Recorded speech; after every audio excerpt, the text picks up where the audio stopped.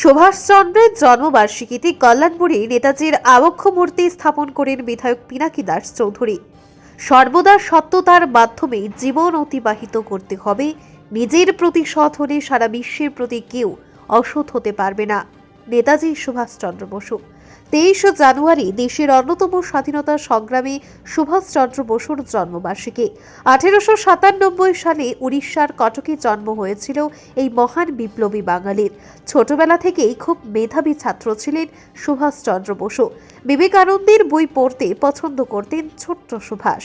বিবেকানন্দের আদর্শই ধীরে ধীরে স্বাধীনতা সংগ্রামী হতে অনুপ্রেরণা জুগিয়েছিল তাকে।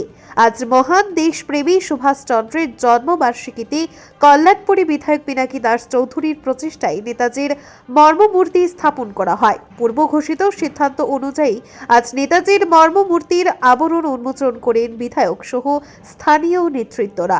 এদিন বিধায়ক আলোচনা করতে গিয়ে বলেন, একটা সময় কল্যাণপুর সন্ত্রাসবাদের আঁত ছিল, আর বর্তমানে বিজেপি সরকারের নেতৃত্বে কল্যাণপুরের দিকে দিকে উন্নয়নের নয়া পলক উন্মোচন হচ্ছে। আজকের নেতাজি সুভাষচন্দ্র বসুর জন্মদিনে কল্যাণপুরবাসী সহ সকলে নেতাজির চিন্তাধারা মনে রাখতে পারে এবং নেতাজির প্রতি সম্মান জানিয়ে কল্যাণপুরে স্থাপিত হল সুভাষচন্দ্রের মূর্তি। বিধায়ক আরো বলেন, তৎকালীন বাম জামানায় মহান দেশপ্রেমিকের শ্রদ্ধা জানিয়ে নাম রাখত, আর বর্তমান সময়ে মোদি মানিক সাহার নেতৃত্বে দেশপ্রেমিকদের মূর্তি স্থাপন করতে পারছি।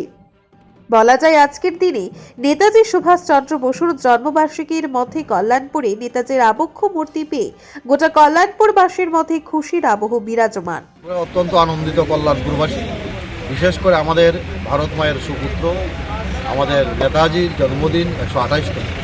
এই জন্মদিনকে সামনে রেখে আমরা কল্যাণপুর আরডি ব্লক, বিশেষ করে আমাদের chairman, vice chairman, BSc chairman এবং আমরা সকলে মিলে এই চিন্তাধারা করেছি। এই কল্যাণপুর আমাদের সেই মহান ব্যক্তির কোনো অবক্ষয় মূর্তি নেই, পূর্ণময় মূর্তি নেই, কারণ ওনার জন্মদিন একটা পূর্ণময় মূর্তি আমরা সেখানে উন্মোচন করব এবং সেই মোতাবেক সেখানটায় আমরা সেই মূর্তি বসিয়েছি এবং সকলে মিলে আজকে ওনার জন্মদিনে সেই মূর্তির উন্মোচন করা হয়েছে এবং প্রত্যেকটা এলাকাবাসী সেখানে উপস্থিত হয়েছে অতি উৎসাহের সহিত। এবং এই দিনটা খুবই গুরুত্বপূর্ণ আমাদের ভারতবাসীর জন্য এবং এই দিনটা আমরা স্মরণ করা রাখা উচিত। এবং আগামী দিন থেকে আমরা একটা পার্মানেন্ট জায়গা কল্যাণপুরে তৈরি হয়েছে নেতাজি সুভাষচন্দ্র বসুর জন্য।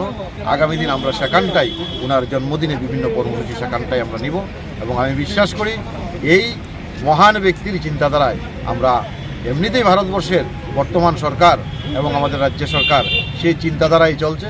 আরও বেশি করে আমরা যাতে ওনাদের স্বপ্ন বাস্তবায়িত করে চিন্তাধারায় চলতে পারি সেই আশা আমরা সকলে মিলে রাখছি এবং কল্যাণপুরবাসী আমরা গর্বিত আছে সেখানটায় ওনার মূর্তি উন্মোচন করায়।